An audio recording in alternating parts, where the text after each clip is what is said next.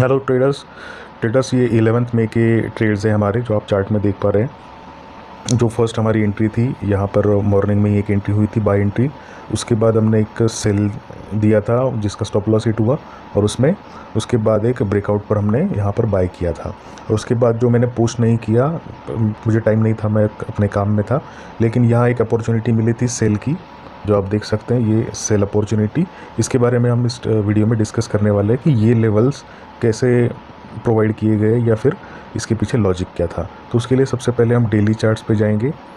जो आज की ट्रेडिंग डे का एनालिसिस है, उसके लिए सबसे पहले हमें डेली चार्ट के अकॉर्डिंग उसके जो क्रूशियल सपोर्ट रेजिस्टेंस है वो ड्रॉ कर लेने हैं। तो डेली चार्ट पर जो ईएमए ट्रेड कर रहा था वो कर रहा था 33,130 के आसपास, 129.30। जो ब्लू लाइन आप देख सकते हैं ये मैंने पहले मार्क कर ली है। तो ये हमारे लिए क्रूशियल रेजिस्टेंस था। मार्केट गैप डाउन ओपन हुआ था, तो कहाँ तक जा सकता है मैक्सिमम, तो इस लेवल्स तक। ये इससे थोड़ा ऊपर भी मार्केट चला गया, लेकिन ये क्रूशियल लेवल थी। तो 33,129 ये आप लेवल देख सकते हो। उसके बाद आवरली चार्ट पर अगर हम देखें तो आवरली चार्ट का जो मूविंग एवरेज था वो अपवर्ड मूव कर रहा था। ये सब इंपॉर्टेंट चीज़ है कि मार्केट अप साइड में था। आवरली चार्ट का ईएमए की डायरेक्शन अगर अप है तो हमें अपवर्ड मूव के लिए सोचना ज़रूरी है। तो उसका जो क्रूशियल रेजिस्टेंस था वो था 33,000, मतलब ईएमए जो ट्रेड कर रहा था 33,000 पे। और उसके बाद उसके जो इम्पोर्टेंट सपोर्ट रेजिस्टेंस थे इसमें मैंने ड्रॉ किए नहीं है, लेकिन आप देख सकते हैं। अगर हम इसे ड्रॉ करें तो आप देख सकते हैं ये जो लेवल है 33,200 की जो लेवल है, ये एक इम्पॉर्टेंट रेजिस्टेंस थी आज के लिए। और अगर आवरली चार्ट को ठीक से देखें तो जहां मार्केट ओपन हुआ था वहां पे पिवोट पॉइंट है और वो एक बड़ा सपोर्ट था। तो पिवोट पॉइंट से मार्केट जो है ओपन हुआ और 5 मिनट की कैंडल बुलिश बनी और वहां से मार्केट कंटिन्यूसली ऊपर ही रहा।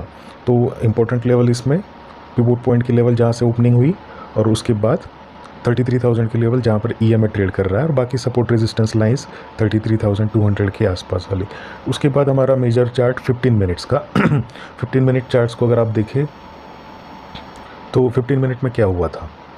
यहाँ पर जो हमारा ट्रेड है, मार्केट ओपन हुआ बोलिंजर बैंड्स के बाहर, और वहीं से हमें एक स्ट्रॉन्ग बुलिश कैंडल मिली है 15 मिनट्स की।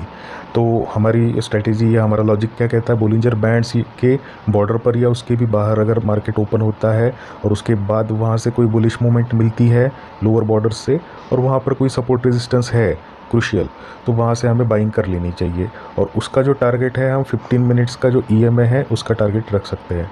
तो 15 मिनट का ईएमए जो ट्रेड कर रहा था वो, तो जब मार्केट ओपन हुआ तो 33,200 के पास था, वो भी मैंने लाइन ड्रॉ कर ली थी। लेकिन उसके बाद जब गैप डाउन ओपन हुआ तो आप देख सकते हैं ये जो ब्लू लाइन है उसी के आसपास, और ये ब्लू लाइन जो है हमारी डेली का 50 ईएमए है 33,129, उसी के आसपास मार्केट ट्रेड कर रहा था। तो आप देख सकते हैं कि उसी के पास मार्केट गया है और उसके भी बियॉन्ड गया हुआ है, और उसके बियॉन्ड जो गया है मार्केट यहाँ तक क्यों गया है, तो ये जो गैप था, गैप डाउन हुआ है, तो ये कल की क्लोजिंग तक के गैप फिल करने के लिए ये गया हुआ है। और दूसरी चीज़ यहाँ पर क्या था, 33,200 का एक रेजिस्टेंस भी था आवरली चार्ट पर, जो हमने देखा इंपॉर्टेंट रेजिस्टेंस भी था। तो यहाँ तक मार्केट गया है, तो हम जो पहली हमारी एंट्री हुई वहीं से अगर हम डायरेक्टली टारगेट रख सकते थे। जो हमने कई बार देखा हुआ है, बैक टेस्टिंग में भी देखा हुआ है कि बोलिंजर बैंड्स 15 मिनट्स का बोलिंजर बैंड्स पर जब मार्केट ओपन होता है अपर या लोअर, तो वो अपने 15 मिनट के ईएमए के पास आने की कोशिश ज़रूर करता है। जबकि कोई बहुत क्रूशियल सपोर्ट रेजिस्टेंस ना हो तो वो कंटिन्यू करता है। लेकिन जैसा 10 मई का ट्रेड था, 10 मई के ट्रेड में वो अपने मूविंग एवरेज तक नहीं आया था, जबकि वहाँ से रेड कैंडल मिली थी हमें अपर बॉर्डर से। आप उस वीडियो को देख लेंगे तो आप समझ लेंगे। वहाँ से वो पहले ही बाउंस होकर अपने ट्रेंड की डायरेक्शन में चला गया, वो एक अलग चीज़ है। लेकिन यहाँ पर हम क्या समझ सकते हैं कि ये क्यों अपने मूविंग एवरेज तक जाएगा, क्योंकि मार्केट भी बुलिश था और गैप डाउन ओपन हुआ था, तो ये अपने मूविंग एवरेज तक चला गया। तो अब हम समझते हैं हमारे जो 5 मिनट चार्ट पर जो ट्रेड हुए वो कैसे हुए। तो फर्स्ट ट्रेड जो हमारा हुआ है इस लेवल्स पर जो हमने बाइंग की है, वो एक्चुअली इससे भी पहले ही हो जानी चाहिए थी। फर्स्ट कैंडल पे भी हम बाय कर सकते थे, फर्स्ट कैंडल की ब्रेकआउट पर।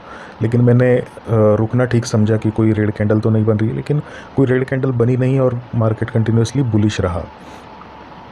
तो फर्स्ट ट्रेड जो है वो हमने यहाँ से लिया बोलिंजर बैंड्स के बॉर्डर से, और 33,000 का जो हमारा रेजिस्टेंस था उसका पहला टारगेट हमने वहाँ पर दिया था। आप टेलीग्राम चैनल में देख सकते हैं कि 33,000 का हमारा पहला टारगेट था और वो अचीव हो गया।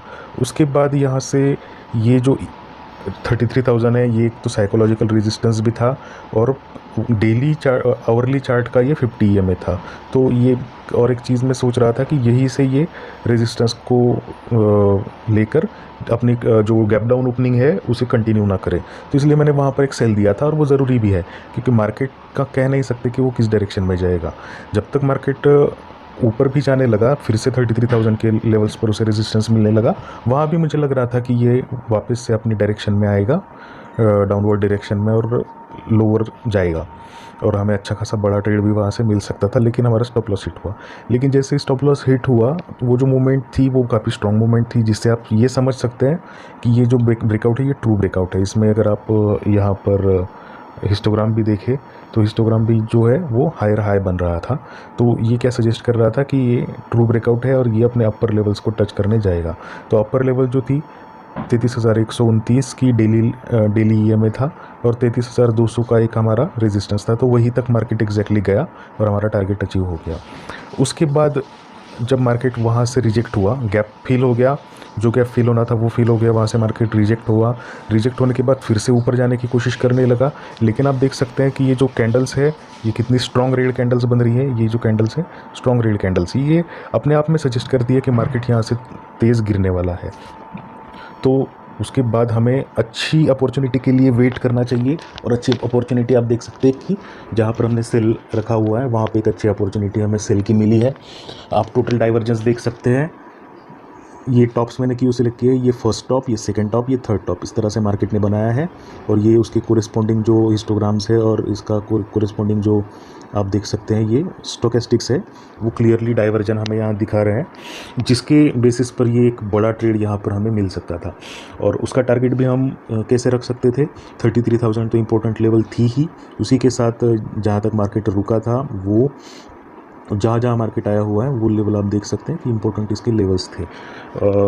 Bullish bearish red candles, strong red candles बन रही थी, तब तक हम एक्सपेक्ट कर सकते थे और हमारा एग्जिट हम इस कैंडल पर कर सकते थे। जैसे यहाँ पे एक ग्रीन कैंडल बनी है रिजेक्शन होती हुई, तो वहाँ पे हम एग्जिट कर सकते थे, बड़ा ट्रेड हमें यहाँ से मिल सकता था।